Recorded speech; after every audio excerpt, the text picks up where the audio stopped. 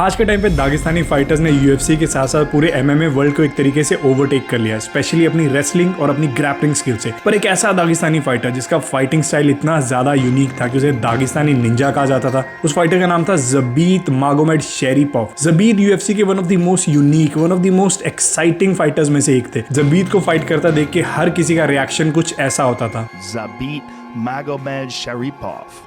Holy shit is this guy? UFC के featherweight weight division में fight करने वाले ज़बीत की sizzling speed, beautiful boxing, Ninja जैसी किक्स और दागिस्तानी रेसलिंग उन्हें रिंग में एक स्ट्राइकिंग फोर्स बनाती थी। एक चीज जो ज़बीत को बाकी दागिस्तानी फाइटर से डिफरेंट बनाती थी वो ये थी कि Zabita combat, साम्बो, mix martial art के साथ साथ चाइनीज सांडा, जिसे कि चाइनीज किक बॉक्सिंग भी कहते हैं, उसमें भी ट्रेंड थे। 2019 में केल्विन केटर से फाइट जीतने के बाद ज़बीत अपनी 6 फाइट्स की विनिंग स्ट्रीक पे थे और उनकी नेक्स्ट फाइट फेदरवेट चैंपियनशिप के नंबर 1 कंटेंडर की फाइट होने वाली थी। पर इस फाइट के बाद ज़बीत यूएफसी से एकदम डिसअपियर हो जाते हैं। 3 साल तक ज़बीत की ना कोई फाइट होती है, ना उनकी कोई न्यूज आती है और जून 2022 में ज़बीत एकदम से अपनी रिटायरमेंट अनाउंस कर देते हैं, जिसके बाद पूरी यूएफसी कम्युनिटी शॉक हो जाती है कि क्यों एक फाइटर जो कि अपने करियर के पीक पे है, जिसमें one of the best featherweight of all time बनने का पोटेंशियल है, बिना किसी रीजन के, बिना किसी इंजरी के ऐसे एकदम से अपनी रिटायरमेंट अनाउंस कर देगा। इस बात का किसी के पास भी आंसर नहीं था। हर किसी के पास सिर्फ क्वेश्चंस ही थे कि क्यों ज़बीत ने बिना किसी रीजन के अपने करियर के पीक पे अपनी रिटायरमेंट अनाउंस कर दी। अपनी पहली फाइट से ज़बीत ने सबको ये दिखा दिया था कि ही इज समथिंग स्पेशल और उनकी फाइट्स में ये क्लियरली दिख रहा था। किसी भी फाइटर के पास उनकी किक्स, उनकी स्ट्राइकिंग, उनकी रेसलिंग, उनकी ग्रैपलिंग का कोई आंसर नजर नहीं आ रहा था और ज़बीत की ये डोमिनेंस उनकी पहली 4 फाइट्स में क्लियरली दिखी।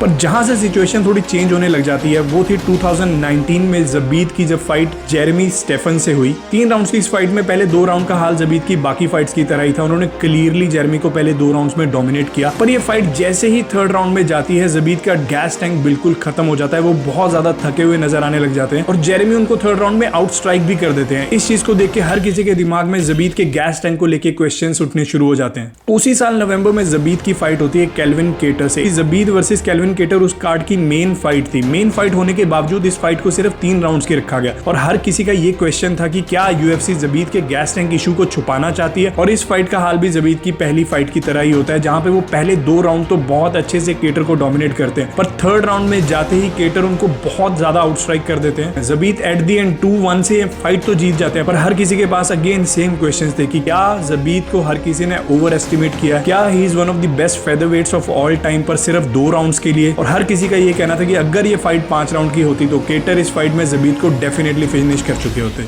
और इस फाइट के खत्म होने के बाद ज़बीत यूएफसी से एकदम डिसअपियर हो जाते हैं। 3 साल तक ज़बीत की कोई खबर नहीं आती है। 2021 में ज़बीत को यूएफसी की ऑफिशियल रैंकिंग से भी हटा दिया जाता है इनएक्टिविटी की वजह से और 2022 में ज़बीत अपनी रिटायरमेंट भी अनाउंस कर देते हैं। ज़बीत की टीम की तरफ से उनकी रिटायरमेंट का कोई भी रीजन पब्लिकली नहीं दिया गया, पर कुछ लोगों का ये कहना था कि ज़बीत एक ऑटो इम्यून इशू से गुजर रहे थे, जिसका इंपैक्ट उनकी परफॉर्मेंस पे क्लियरली दिख रहा था। वही रीजन था कि ज़बीत का कार्डियो 3rd राउंड में जाके बिल्कुल खत्म हो जा रहा था। और कुछ लोगों का ये कहना था कि ज़बीत ने रिलीजियस रीजंस की वजह से रिटायरमेंट लिया, वो वायलेंस से दूर रहना चाहते हैं। कुछ लोग ऐसे भी थे जो ये कह रहे थे कि ज़बीत अब डॉक्टर बनने वाले हैं, इसलिए वो फाइटिंग से दूर चले गए और वो डॉक्टरी की पढ़ाई कर रहे हैं। ज़बीत के एक छोटे भाई भी हैं, खासान मागोमेड शेरिपोव, जो कि बेलाटोर में फेदरवेट डिवीजन में ही फाइट करते हैं। बहुत लंबे टाइम तक ज़बीत की तरफ से कोई भी स्टेटमेंट नहीं आई थी उनकी रिटायरमेंट की, बट एक लोकल न्यूज चैनल के साथ इंटरव्यू में ज़बीत का ये कहना था कि यूएफसी उनको अच्छी फाइट्स ऑफर नहीं कर रही थी, अच्छे कंटेंडर ऑफर नहीं करी, जिसकी वजह से उन्होंने रिटायरमेंट लेने का डिसीजन लिया। उनको किसी तरीके के हेल्थ इश्यूज नहीं है, उनको रिलीजियस इशू नहीं है, वो डॉक्टर नहीं बनने वाले, बट जस्ट बिकॉज यूएफसी उन्हें अच्छी फाइट्स ऑफर नहीं कर पा रही थी, उन्होंने अपने प्रोफेशनल करियर से रिटायरमेंट ले ली।